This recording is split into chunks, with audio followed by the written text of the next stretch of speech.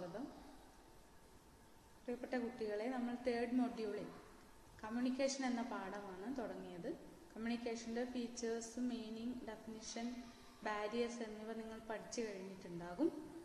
ഇതിൽ types of communication എന്നാൽ വിവിധ രീതിയിലുള്ള ആശയവിനിമയ സാധ്യതകളെയാണ് നമ്മൾ പരിചയപ്പെടുത്തുന്നത്. കമ്മ്യൂണിക്കേഷൻ വിവിധ രീതികളിൽ നമുക്ക് നടത്താവുന്നതാണ്. അപ്പോൾ എന്താണ് കമ്മ്യൂണിക്കേഷൻ നിങ്ങൾ പഠിച്ചതായിരിക്കും. രണ്ടോ അതിലധികമോ ആളുകൾ തമ്മിൽ ആശയങ്ങളോ അഭിപ്രായങ്ങളോ കൈമാറ്റം ചെയ്യുന്നതിനെയാണ് കമ്മ്യൂണിക്കേഷൻ എന്ന് പറയുന്നത്. അപ്പോൾ വിവിധ രീതിയിലുള്ള കമ്മ്യൂണിക്കേഷൻ നമുക്ക് പഠിക്കാം. Communication may B divided on 4 bases. On the basis of source of means employed, on the basis of relationship, on the basis of direction, on the basis of source of origin. 4 കാര്യങ്ങളുടെ അടിസ്ഥാനപ്പെടുത്തിയിട്ടാണ് നമ്മൾ ആശയവിനിമയത്തെ തരംതിരിച്ചിരിക്കുന്നത്. 1, നമ്മൾ ഉപയോഗിക്കുന്ന മാധ്യമം. 2, നമ്മൾ ഉള്ള ബന്ധം. ആളുകൾ ഒരു ഓഫീസിൽ ആളുകൾ തമ്മിൽ സൗഹാർദ്ദപരമായ ബന്ധമാണോ അല്ലെങ്കിൽ ഔദ്യോഗികമായിട്ടുള്ള ബന്ധമാണെന്നുള്ളതിനനുസരിച്ച്. Then on the base of direction, ആശയവിനിമയ ഗതിക്കനുസരിച്ച്. Then on the base of source of origin, communication എവിടെ നിന്നാണ് വരുന്നത്, ഓഫീസിൽ നിന്ന് എങ്ങോട്ടാണ് പോകുന്നത് എന്നതിൻ്റെ അടിസ്ഥാനത്തിൽ. 4 തരത്തിൽ നമുക്ക് കമ്മ്യൂണിക്കേഷനെ 4 അടിസ്ഥാനത്തിൽ ഡിവൈഡ് ചെയ്യും. On the base of source of means employed, ഏത് മാധ്യമം ഉപയോഗിച്ചിട്ടുള്ളതാണ് എന്നതിന് 3 രീതിയിൽ ഡിവൈഡ് ചെയ്യാം. Oral or verbal communication, written communication, gestural communication. നമുക്ക് ഓരോന്നായിട്ടും നോക്കാം. Oral or verbal communication. It refers to messages sent or received verbally. It may be in the form of face-to-face interaction or through mechanical or electronic devices like telephone, loudspeaker, etc. Oral communication എന്ന് പറഞ്ഞാൽ സംസാരത്തിലൂടെയുള്ള ആശയവിനിമയമാണ്. അപ്പോൾ ഒരു ഓഫീസിൽ നേരിട്ട് നമ്മൾ ഒരാളെ കണ്ടുകൊണ്ട് സംസാരിക്കുന്നതോ അല്ലെങ്കിൽ നമ്മളുടെ ഇലക്ട്രോണിക് ഉപകരണങ്ങളായിട്ടുള്ള ഫോണോ ലൗഡ് സ്പീക്കറോ ഉപയോഗിച്ച് അല്ലെങ്കിൽ മറ്റ് മെഷീൻസ് ഉപയോഗിച്ചുകൊണ്ട് നമ്മൾ ഒരാളോട് സംസാരിക്കുന്നതിന് നമ്മൾ കമ്മ്യൂണിക്കേഷൻ എന്ന് പറയും. അപ്പോൾ ഓഫീസിൽ ഒരു മീറ്റിംഗ്, ഇൻ്റർവ്യൂ ഇതൊക്കെ നടക്കുമ്പോൾ നമ്മൾക്ക് ഓറൽ കമ്മ്യൂണിക്കേഷൻ ആണെന്ന് പറയാം. ഏറ്റവും എഫക്റ്റീവായിട്ട് നമുക്ക് നടത്താൻ പറ്റിയ ഒരു വിഭാഗമാണ് ഓറൽ കമ്മ്യൂണിക്കേഷൻ. അപ്പോൾ oral communication face to face interaction ആവാം, അല്ലെങ്കിൽ ഇലക്ട്രോണിക് മെഷീൻസ്, ടെലിഫോണോ ലൗഡ് സ്പീക്കറോ ഉപയോഗിച്ചുകൊണ്ടാവാം. നമുക്ക് ഓറൽ കമ്മ്യൂണിക്കേഷൻ്റെ ഒരു പിക്ചറാണ്, ജസ്റ്റ് ഒരു പിക്ചർ ത്രൂ ലൗഡ് സ്പീക്കർ, ഒരു പിക്ചറാണ്. ഇതിൻ്റെ 2 അഡ്വാൻറ്റേജസ് പറയുന്നുണ്ട്. It permits detailed explanation and clarification of doubts. നമുക്ക് കൂടുതൽ വിശദമായിട്ട് അതിനെ എക്സ്പ്ലെയിൻ ചെയ്ത് പറയാൻ പറ്റും. നമ്മൾ ഓറൽ കമ്മ്യൂണിക്കേഷൻ ആണെങ്കിൽ ഡീറ്റെയിൽഡ് എക്സ്പ്ലനേഷൻ നടത്താൻ പറ്റും വിശദമായിട്ട്. ദെൻ റിസീവറിൻ്റെ ഡൗട്ട്സ്, സ്വീകർത്താവിന് എന്തെങ്കിലും സംശയങ്ങളുണ്ടെങ്കിൽ നേരിട്ടത് അപ്പോൾ തന്നെ ക്ലിയർ ചെയ്ത് പോകാം, ഡൗട്ടുകൾ ക്ലിയർ ചെയ്ത് പോകാം. രണ്ടാമത്തത്, it can be transmitted quickly if the message is brief.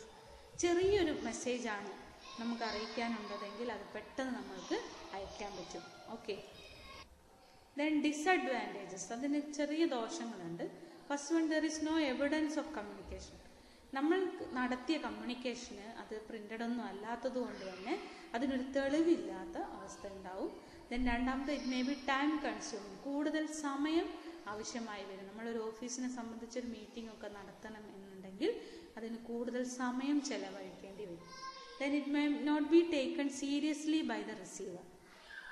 Receiver ചില സമയത്ത് പ്രിൻ്റഡ് അല്ലാത്ത ഒരു കാര്യമായതുകൊണ്ട് അത് സ്വീകർത്താവ് അതിൻ്റെ ഗൗരവത്തിൽ എടുക്കണമെന്നില്ല. Then it may be difficult to act on it due to missing details. നമുക്ക് ചില കാര്യങ്ങൾ മിസ് ചെയ്യേണ്ട, നമ്മൾ സംസാരിക്കുമ്പോൾ ചിലപ്പോൾ ചില കാര്യങ്ങൾ മിസ് ചെയ്ത് കഴിഞ്ഞാൽ അതിനനുസരിച്ച് അതിൻ്റെ പ്രവർത്തനം മുന്നോട്ട് കൊണ്ടുപോകാൻ കഴിയില്ല, അത് ബുദ്ധിമുട്ടായിട്ട് വരും. അങ്ങനെ 4 ഡിസഡ്വാൻറ്റേജസും നമ്മളിതിന്. റിട്ടേൺ നെക്സ്റ്റ് വൺ, അതിൽ രണ്ടാമത്തതാണ് written communication. Written communication may be in the form of individually written or printed form of letters, memoranda, reports, circulars, orders, invoices, etc. They may be conveyed through messengers, by postal services, fax, smartphone, internet, email, etc. അപ്പോൾ ലിഖിത ആശയവിനിമയം എന്നാണ് നമ്മൾ മലയാളത്തിൽ പറയുക. അതായത് എഴുതി തയ്യാറാക്കി അല്ലെങ്കിൽ പ്രിന്റഡ് ആയിട്ടുള്ള നമ്മൾ അയക്കുന്ന കത്തുകൾ, മെമ്മോ, റിപ്പോർട്ടുകൾ, സർക്കുലേഴ്സ്, ഓർഡേഴ്സ്, ഇൻവോയ്സ്, ഇതിനെല്ലാം നമ്മൾ എന്തിൽ പറയാൻ പറ്റുമെന്ന് വെച്ചാൽ റിട്ടേൺ കമ്മ്യൂണിക്കേഷനിൽ ഉൾപ്പെടുത്താൻ പറ്റും. നമ്മൾ അയക്കുന്ന മാധ്യമങ്ങൾ എന്ന് വെച്ചാൽ ഒന്നുകിൽ നമ്മളുടെ പ്യൂൺസിൽ വഴി കൊടുത്തയക്കാം, അല്ലെങ്കിൽ നമ്മളുടെ പോസ്റ്റൽ സർവീസ് ഉപയോഗിക്കാം. ഫാക്സ്, നമ്മൾ കഴിഞ്ഞ കൊല്ലം പഠിച്ച ഒരു ഉപകരണമാണ് ഫാക്സ്, അതിലൂടെ അയക്കാം. സ്മാർട്ട് ഫോണിലൂടെ നമുക്ക് മെസ്സേജുകൾ അയക്കാം. ഇൻ്റർനെറ്റ് ഉപയോഗിച്ച്, ഫോൺ ഉപയോഗിച്ചോ ലാപ്പ് ഉപയോഗിച്ചോ നമുക്ക് കത്തുകൾ അയക്കാം. ദെൻ ഇമെയിൽ ID, രണ്ടുപേർ, both the sender and the receiver, if they both have email ID, we can send it through email. അപ്പോൾ റിട്ടേൺ കമ്മ്യൂണിക്കേഷൻ എന്ന് പറഞ്ഞാൽ എഴുതിയോ പ്രിന്റഡ് ആയിട്ടോ തയ്യാറാക്കി നമ്മൾ മറ്റൊരാളിലേക്ക് എത്തിക്കുന്ന കമ്മ്യൂണിക്കേഷനാണ് റിട്ടേൺ കമ്മ്യൂണിക്കേഷൻ.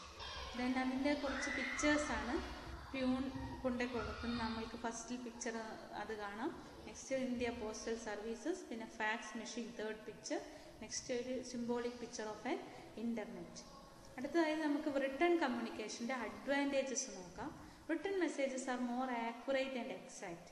കൂടുതൽ കൃത്യതയാർന്നതും ശരിയുള്ളതായിരിക്കും റിട്ടേൺ മെസ്സേജ്. തെറ്റുകൾ വരുത്താൻ സാധ്യതയില്ല. Then they are formal, they carry greater weight than oral messages. നമ്മൾ സംസാര ഭാഷയിൽ പറയുന്നതിലേലും ഒന്ന് പ്രിന്റഡ് ആയിട്ട് വരുമ്പോൾ തന്നെ അതിന് കൂടുതൽ നമ്മൾ ഗൗരവം കൽപ്പിക്കാൻ സാധ്യതയുണ്ട്. ദെൻ മൂന്നാമത്, ദേ പ്രൊവൈഡ് ഡീറ്റെയിൽഡ് ഇൻസ്ട്രക്ഷൻസ്. കൂടുതലായിട്ട് നമ്മൾ 2 or 3 പേജിൽ നമുക്ക് ഡീറ്റെയിൽഡ് ആയിട്ട് എക്സ്പ്ലെയിൻ ചെയ്ത് റിട്ടേൺ കമ്മ്യൂണിക്കേഷൻ കൊടുക്കാൻ സാധിക്കും. Then the serve as a permanent reference for the future. ഭാവിയിലേക്ക് വേണ്ട ഒരു റെഫറൻസ് ആയിട്ട്, ഒരു എവിഡൻസ് ആയിട്ടും, ഒരു ഭാവിയിലേക്കുള്ള ഒരു തെളിവായിട്ട് നമുക്ക്, അല്ലെങ്കിൽ ഒരു സൂചനയായി നമുക്ക് നോക്കാനുള്ള ഒരു സൂചികയായിട്ട് മാറുന്നതാണ്. Then they have the widest possible coverage. ലോകം മുഴുവനും നമുക്കിപ്പോൾ ഇൻ്റർനെറ്റിൻ്റെയൊക്കെ സഹായത്തോടു കൂടി ഏത് റിട്ടേൺ കമ്മ്യൂണിക്കേഷൻ ലോകം മുഴുവനും എത്തിക്കാൻ സാധിക്കും. Then it is an ideal means of conveying plans and policies. ഒരു കമ്പനിയുടെ നയങ്ങളും പ്ലാനുകളും ഒക്കെ മറ്റുള്ളവരെ അറിയിക്കാൻ സംസാരത്തിലൂടെ അല്ലെങ്കിൽ ഫോണിലൂടെയൊക്കെ അറിയിക്കുന്നതിൽ ഏറ്റവും ഭംഗിയായിട്ട് നമുക്ക് ചെയ്യാൻ പറ്റുന്നത് റിട്ടേൺ കമ്മ്യൂണിക്കേഷനിലൂടെയാണ്. അപ്പോൾ 6 അഡ്വാൻറ്റേജസ്. It's more important. ഒന്ന് ആക്യുറേറ്റ് ആൻഡ് എക്സാക്ട്, രണ്ടാമത് greater weight than oral messages, 3 they provide detailed instructions, 4 serve as a permanent reference, it has widest possible coverage എന്നുള്ളതാണ് 5ാമത്തത്. ദെൻ 6ാമത്തത് ideal means of conveying plans and policies. Okay, ഇനി അതിൻ്റെ കുറച്ച് disadvantages നമുക്ക് പറയാം. It can become too formal. നമുക്ക് ഔപചാരികത കുറച്ച് കൂടി പോകുമോ എന്നൊരു ആശങ്കയുണ്ട്. Then it may encourage red tapism in the office. ഓഫീസിൽ നമ്മൾ കൂടുതലായിട്ട് ഇങ്ങനെ ഫയലുകളിൽ പേപ്പറുകൾ കെട്ടിവെക്കുമ്പോൾ അത് ഫയലുകളിൽ തന്നെ കുടുങ്ങിപ്പോകാനുള്ള സാധ്യതയുണ്ട്. അതിന് നമ്മൾ ഉപയോഗിക്കുന്ന ഒരു പ്രയോഗമാണ് റെഡ് ടേപ്പിസം.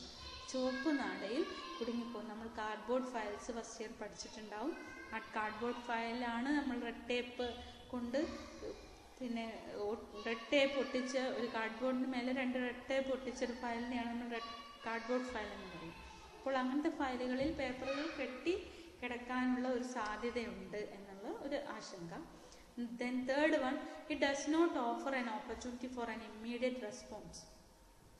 നമ്മൾ ഒരു റിട്ടേൺ കമ്മ്യൂണിക്കേഷൻ അയച്ചു കഴിഞ്ഞാൽ അപ്പോൾ തന്നെ നമുക്ക് പ്രതികരണം ലഭിക്കണമെന്നില്ല. ചിലപ്പോൾ കുറച്ച് സമയം വൈകിയേക്കാം. Then it may be difficult to keep written communication up to date. പ്രതികരണം പെട്ടെന്ന് തന്നെ ലഭിക്കാത്തത് കൊണ്ട് നമുക്ക് written communication up to date ആയിട്ട് സൂക്ഷിച്ചു വയ്ക്കാൻ സാധ്യമല്ല. Then being formal, it fails to convey the feelings of the person sending it. അത് കൂടുതൽ ഔദ്യോഗികമായതുകൊണ്ട് തന്നെ അത് അയക്കുന്ന ആളുടെ ഫീലിങ്സ് ഒന്നും മനസ്സിലാക്കാൻ കഴിഞ്ഞെന്ന് വരില്ല. അത് അയക്കുന്ന ആളുടെ ഫീലിങ്സ് മനസ്സിലാക്കാൻ സാധിക്കില്ല. അപ്പോൾ അത് ഫോർമലാകാം കൂടുതൽ. It may encourage red tapism. Then it does not offer for immediate response. It does not become up to date. It fails to convey the feelings of the person. Okay. Next, third one ആണ് നമ്മൾ ആ വിഭാഗത്തിൽ പഠിച്ച gestural communication. Exchange of information through gestures or opinion to supplement verbal communication is called gestural communication. This is very useful and helpful to the subordinates. Example, a handshake or a pat on his shoulder ആശയവിനിമയത്തിൽ നമ്മൾ സംസാര ഭാഷ പഠിച്ചു, എഴുത്തിലൂടെ പഠിച്ചു. Gestures എന്ന് പറഞ്ഞാൽ നമ്മളുടെ മുഖഭാവങ്ങൾ അല്ലെങ്കിൽ നമ്മളുടെ കൈകളുടെ ആക്ഷൻ ഉപയോഗിച്ചുകൊണ്ട് അല്ലെങ്കിൽ ബോഡി പാർട്സിലെ ആക്ഷൻ ഉപയോഗിച്ചുകൊണ്ട് നമ്മൾ ആളുകളോട് സംസാരിക്കുന്നതിനെയാണ് നമ്മൾ ജസ്റ്ററൽ കമ്മ്യൂണിക്കേഷൻ എന്ന് പറയുന്നത്. അപ്പോൾ ആളുകളിൽ നമ്മൾ ഉദ്ദേശിക്കുന്ന കാര്യം നമ്മളുടെ ആംഗ്യത്തിലൂടെ നമ്മൾ എത്തിക്കുന്നതിനെയാണ്. അത് നമ്മൾ സംസാര ഭാഷയെ സപ്പോർട്ട് ചെയ്തുകൊണ്ട്, അതാണ് ടു സപ്ലിമെൻറ്റ് വെർബൽ കമ്മ്യൂണിക്കേഷൻ. സംസാര ഭാഷയെ സപ്പോർട്ട് ചെയ്തുകൊണ്ടാണ് നമ്മൾ അധികവും ജസ്റ്ററൽ കമ്മ്യൂണിക്കേഷൻ ഉപയോഗിക്കുക. ആംഗ്യ ഭാഷ എന്ന് നമുക്ക് പറയാം. അത് നമ്മളുടെ കീഴ് ജീവനക്കാരിൽ ഉപയോഗിക്കാൻ കൂടുതൽ ഗുണകരമായിരിക്കും, സഹായകരമായിരിക്കും. അപ്പോൾ ഒരു ഓഫീസിനെ സംബന്ധിച്ച് നമ്മളൊരു ഷെയ്ക്ക് ഹാൻഡ് അല്ലെങ്കിൽ ഒരു തോളിൽ തട്ടിയുള്ള ഒരു അഭിനന്ദനം, ഇതൊക്കെ ഒരു ജസ്റ്ററൽ കമ്മ്യൂണിക്കേഷനിൽ പെടും. ഇത് ജസ്റ്ററൽ കമ്മ്യൂണിക്കേഷനിൽ ഡിഫറെൻറ്റ് ഇമേജസ് ആണ്. ഇതിലുള്ള ഓരോ ഇമേജും ഓരോ അർത്ഥങ്ങളാണ് നിങ്ങൾക്കറിയാം. അപ്പോൾ അത് ഓഫീസിലും നമ്മൾക്ക് തക്കതായ സമയങ്ങളിൽ നമുക്ക് ഉപയോഗിക്കാവുന്നത്. Then on the basis of relationship, formal communication and informal communication. Formal communication is the official communication which takes place between persons serving at different levels in an organization. It follows the unity of command principle. It is slow and time consuming process. ഔദ്യോഗിക ആശയവിനിമയം അല്ലെങ്കിൽ ഔപചാരിക ആശയവിനിമയം എന്ന് പറഞ്ഞാൽ ഒരു ഓഫീസിലെ ജീവനക്കാർ തമ്മിൽ അവരുടെ പൊസിഷൻ അനുസരിച്ച് ഔദ്യോഗിക കാര്യങ്ങൾ സംസാരിക്കുന്നതിനെയാണ് ഔദ്യോഗിക ആശയവിനിമയം, ഔപചാരിക ആശയവിനിമയം എന്ന് പറയുന്നത്. അത് അവരുടെ പൊസിഷൻ നോക്കി മാത്രമേ അവർ സംസാരിക്കുകയുള്ളൂ. അത് യൂണിറ്റി ഓഫ് കമാൻഡ് പ്രിൻസിപ്പിൾ, ആരിൽ നിന്നാണ് നമുക്ക് കമാൻഡ് വരുന്നത് അവരിൽ നിന്ന് മാത്രം, വേറൊരു ഡിപ്പാർട്ട്മെൻറ്റിലേക്ക് തിരിഞ്ഞു പോവുകയോ ഒന്നുമില്ലാതെ അവരുടെ ഔപചാരിക ബന്ധത്തിനനുസരിച്ച് മാത്രം സംസാരിക്കും. അത് കൂടുതൽ സ്ലോ ആയിരിക്കും, ചില സമയങ്ങളിൽ മെല്ലെ ആയിരിക്കും, ദെൻ ടൈം കൺസ്യൂമിങ്, സമയം ചെലവഴിക്കുന്നതായിരിക്കും. അതാണ് ഫോർമൽ കമ്മ്യൂണിക്കേഷൻ, ഔപചാരിക ആശയവിനിമയം. ദെൻ ഇൻഫോർമൽ കമ്മ്യൂണിക്കേഷൻ എന്ന് പറഞ്ഞാൽ informal communication takes place between persons of the same group or of different groups, not on the basis of any formal authority but on the basis of informal relationship and mutual understanding. It is also known as grapevine communication. Informal communication എന്ന് പറഞ്ഞാൽ ഒരു ഓഫീസിലെ വ്യക്തികൾ തമ്മിൽ അല്ലെങ്കിൽ ഗ്രൂപ്പുകൾ തമ്മിൽ അവരുടെ സൗഹാർദ്ദപരമായ ബന്ധത്തിൻ്റെ അടിസ്ഥാനത്തിൽ ആശയങ്ങൾ കൈമാറുന്നതിനെയാണ് ഇൻഫോർമൽ കമ്മ്യൂണിക്കേഷൻ എന്ന് പറയുന്നത്. അത് അവരുടെ ഇൻഫോർമൽ റിലേഷൻഷിപ്പ് ആയിരിക്കും, അല്ലെങ്കിൽ അവരുടെ മ്യൂച്വൽ അണ്ടർസ്റ്റാൻഡിങ്, പരസ്പര ധാരണയ്ക്ക് അടിസ്ഥാനത്തിൽ, നമ്മളുടെ ഫ്രണ്ട്സ് ആവാം ചിലപ്പോൾ. അപ്പോൾ അവർ ആ ഫ്രണ്ട്ലി റിലേഷൻഷിപ്പ് വെച്ച് അവർ ഔദ്യോഗിക ആവശ്യങ്ങൾക്കുള്ള കാര്യങ്ങൾ സംസാരിക്കും. ഫ്രണ്ട്ലി ആയിട്ട് സംസാരിക്കുന്ന ആ ഫ്രണ്ട്ലി ബന്ധത്തിൻ്റെ അടിസ്ഥാനത്തിൽ ആശയവിനിമയങ്ങൾ നടത്തുന്നതിനെയാണ് ഇൻഫോർമൽ കമ്മ്യൂണിക്കേഷൻ എന്ന് പറയുന്നത്. ഇൻഫോർമൽ കമ്മ്യൂണിക്കേഷൻ്റെ വേറൊരു പേരാണ് ഗ്രേപ്പ് വൈൻ കമ്മ്യൂണിക്കേഷൻ. ആ ഒരു അതർ നെയിം അത് നമ്മൾ പ്രത്യേകം ശ്രദ്ധിച്ച് പഠിക്കുക, ഗ്രേപ്പ് വൈൻ കമ്മ്യൂണിക്കേഷൻ. അപ്പോൾ ഇൻഫോർമൽ ആൻഡ് ഫോർമൽ. ഇൻഫോർമൽ എന്ന് പറഞ്ഞാൽ അനൗപചാരികമായിട്ടുള്ള ഒരു ആശയവിനിമയമാണ്, യാതൊരു ഫോർമൽ റിലേഷൻഷിപ്പ് ഇല്ല, യാതൊരു ഔപചാരികതയും ഇല്ലാതെ ഒരു സൗഹൃദപരമായ അന്തരീക്ഷത്തിൽ സൗഹൃദത്തിൻ്റെ ബേസ് ചെയ്തുകൊണ്ട് സംസാരിക്കും. It's just A picture showing formal communication and informal communication. Here we can see formal communication, just a meeting, purely a formal meeting, but informal communication is a friendly chat and friendly relationship. Okay. Then on the basis of direction, third one, on the basis of direction, ഗതിക്കനുസരിച്ച്, ആശയവിനിമയത്തിൻ്റെ ഗതിക്കനുസരിച്ച് it may be upward, മുകളിലേക്കാവാം, downward, താഴേക്കാവാം, horizontal, from left to right, and diagonal, from any place to any place. Upward communication. Explanation. Upward communication is the communication from the low level employees to higher level employees or from the subordinates to superiors. It includes ideas and suggestions for improvement, requests for help or attitudes, etc. It flows from bottom to top. Upward communication എന്ന് പറയുന്നത് താഴെ തട്ടിലെ ജീവനക്കാരിൽ നിന്ന് മുകൾ തട്ടിലേക്കുള്ള ജീവനക്കാരിലേക്ക് പോകുന്ന കമ്മ്യൂണിക്കേഷനെയാണ് നമ്മൾ upward communication എന്ന് പറയുന്നത്. It flows from the subordinates to superiors. എംപ്ലോയീസിൻ്റെ അടുത്ത് നിന്ന് അവരുടെ മുകളിലെ ജോലിക്കാരുടെ അടുത്തേക്ക് പോകുന്നതാണ് അപ്വേർഡ് കമ്മ്യൂണിക്കേഷൻ. അതിൽ എന്തൊക്കെ ഉൾപ്പെട്ടിട്ടുണ്ടെന്ന് വെച്ചാൽ ഐഡിയാസ് ആവാം, അവരുടെ സജഷൻസ് ആവാം, നിർദ്ദേശങ്ങളാവാം, അവരുടെ റിക്വസ്റ്റ് ഫോർ ഹെൽപ്പ്, എന്തെങ്കിലും സഹായത്തിനുള്ള അഭ്യർത്ഥനയാവാം, അല്ലെങ്കിൽ അവരുടെ അഭിപ്രായങ്ങളാവാം. Then it flows from bottom to top. അത് താഴെ നിന്ന് മുകളിലേക്ക്, നമ്മൾ ഒരു ആരോ വരയ്ക്കുകയാണെങ്കിൽ താഴെ നിന്ന് മുകളിലേക്കാണ് എപ്പോഴും അപ്വേർഡ് കമ്മ്യൂണിക്കേഷൻ ഉണ്ടാവുക. Downward communication travels from superior to subordinates. It includes instructions, circulars, notice, memo, etc. It flows from top to bottom. Downward communication travels from superior to subordinates. എപ്പോഴും താഴേക്കാണ് പോകുക. സുപ്പീരിയർ, മുകളിലെ ഓഫീസറിൽ നിന്ന് താഴെ എംപ്ലോയീസിൻ്റെ അടുത്തേക്ക് പോകുന്ന കമ്മ്യൂണിക്കേഷനാണ് ഡൗൺവേർഡ് കമ്മ്യൂണിക്കേഷൻ. അത് ഇൻസ്ട്രക്ഷൻസ് ആവാം, നമ്മൾ നിർദ്ദേശങ്ങൾ കൊടുക്കുന്നതായിരിക്കും, സർക്കുലേഴ്സ് ആയിരിക്കും, നോട്ടീസ്, മെമ്മോ, ഇതൊക്കെ ഡൗൺവേർഡ് കമ്മ്യൂണിക്കേഷനിൽ ഉൾപ്പെടുന്നതാണ്. It flows from top to bottom. നേരത്തെ പറഞ്ഞതുപോലെ ഒരു ആരോ വരയ്ക്കുകയാണെങ്കിൽ മുകളിൽ നിന്ന് താഴേക്കാണ് ഡൗൺവേർഡ് കമ്മ്യൂണിക്കേഷൻ വരിക.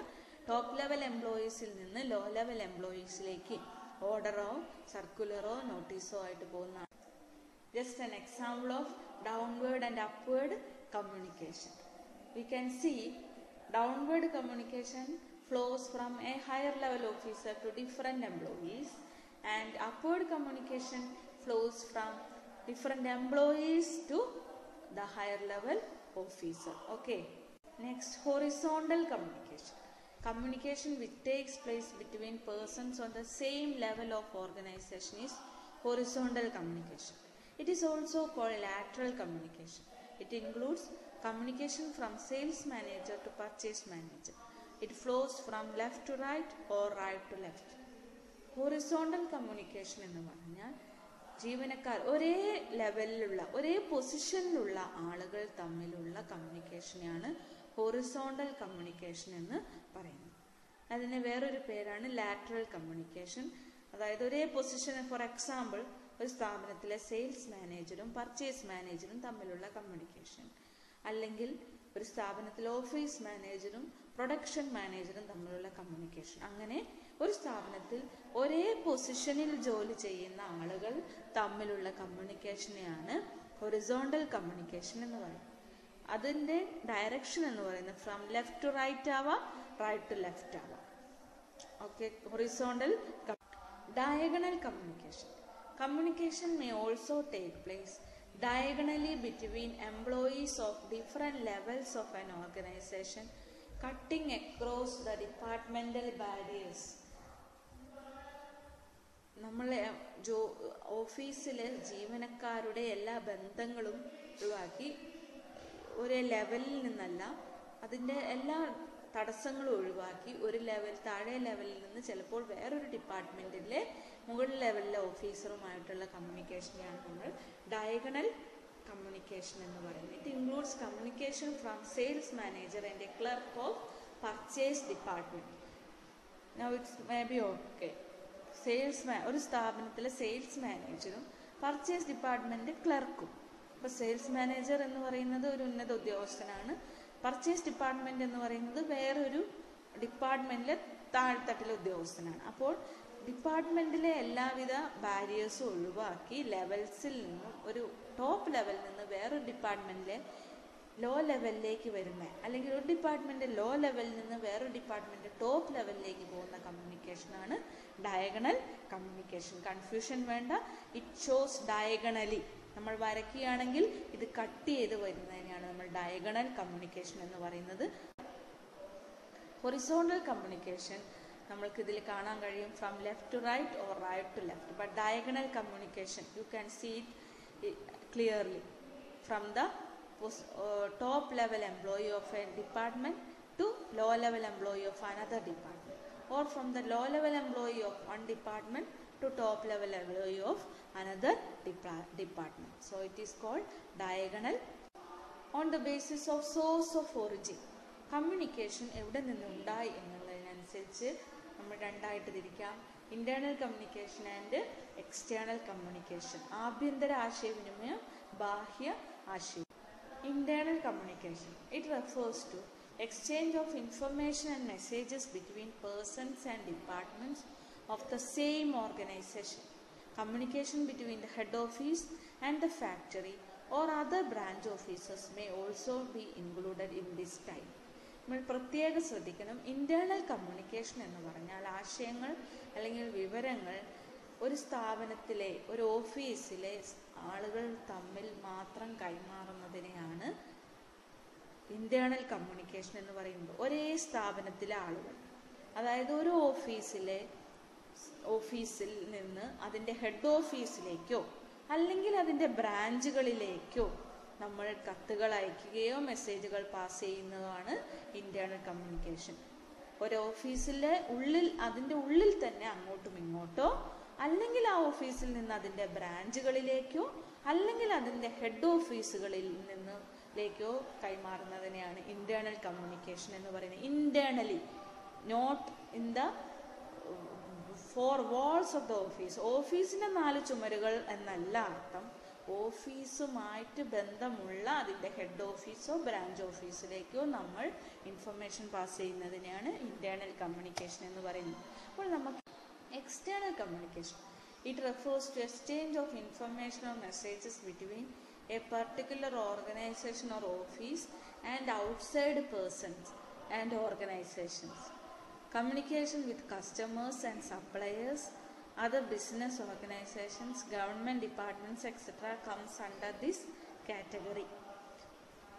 ഒരു സ്ഥാപനത്തിൽ നിന്ന് ആ സ്ഥാപനവുമായിട്ട് ബന്ധമില്ലെങ്കിലും അവരുടെ കസ്റ്റമേഴ്സ് ആവാം, സപ്ലയേഴ്സ് ആവാം, അങ്ങനത്തെ പുറത്തു നിൽക്കുന്ന ആളുകളുമായിട്ട് കമ്മ്യൂണിക്കേഷൻ നടത്തുന്നതിനെയാണ് എക്സ്റ്റേണൽ കമ്മ്യൂണിക്കേഷൻ എന്ന് പറയുന്നത്. അതായത് അവരുടെ ഉപഭോക്താക്കളാവാം, അവർക്ക് സാധനം സപ്ലൈ ചെയ്യുന്ന സപ്ലയേഴ്സ് ആവാം, ബാങ്ക് ആവാം, ഗവൺമെൻറ് ഡിപ്പാർട്ട്മെൻറ്റ്സ് ആവാം. ഇങ്ങനെയുള്ള വ്യക്തികളുമായിട്ട് ഒരു ഓഫീസ് കമ്മ്യൂണിക്കേഷൻ നടത്തുന്നതിനെയാണ് നമ്മൾ എക്സ്റ്റേണൽ കമ്മ്യൂണിക്കേഷൻ എന്ന് പറയുന്നത്. അപ്പോൾ നിങ്ങൾ ക്ലിയർ ആയിട്ടുണ്ടാവും എന്ന് വിചാരിക്കുന്നു. Internal communication and external communication. Internal purely the office, it's head office and branch office. External to other outside persons like customers, creditors, bank, government. Just a picture. Internal within the business, external outside the business. അതിൻ്റെ ചില examples ഒക്കെയാണ് ഇവിടെ കൊടുത്തിരിക്കുന്നത്. Look at. ഇത്രയുമാണ് നമ്മൾ types of communication പഠിച്ചത്. 4 ബേസിൽ നമ്മൾ തരംതിരിച്ചു. ആ 4 ബേസിൽ തരംതിരിച്ചതിനനുസരിച്ച് നമ്മൾ ധാരാളം ടൈപ്സ് പഠിച്ചു. ഇനി നിങ്ങൾ ഈ ക്ലാസ് കേട്ടതിന് ശേഷം നോട്ട്സ് തയ്യാറാക്കി അതിനുശേഷം നിങ്ങളൊരു ചാർട്ട് പ്രിപ്പയർ ചെയ്യാം. ആ ചാർട്ട് എന്ന് പറയുന്നത് ടൈപ്സ് ഓഫ് കമ്മ്യൂണിക്കേഷൻ എന്ന ഹെഡിങ് കൊടുത്തുകൊണ്ട് 4 ബേസ് അതിൻ്റെ താഴെ വരച്ച് ആ ബേസിൽ 4ലും വരുന്ന ഓരോന്നിലും വരുന്ന ടൈപ്സ് ഓഫ് കമ്മ്യൂണിക്കേഷൻ ഏതൊക്കെയാണെന്ന് കാണിക്കുന്ന ഒരു ചാർട്ട് വരയ്ക്കുക. ചാർട്ട് വരച്ച് നിങ്ങളുടെ ടീച്ചർക്ക് സബ്മിറ്റ് ചെയ്യുക. ഓക്കെ. എന്തെങ്കിലും ഡൗട്ട്സ് ഉണ്ടെങ്കിൽ നിങ്ങൾ നിങ്ങളുടെ ടീച്ചേഴ്സായിട്ടോ ക്ലിയർ ചെയ്യേണ്ടതാണ്. ഓക്കെ. Thank you children.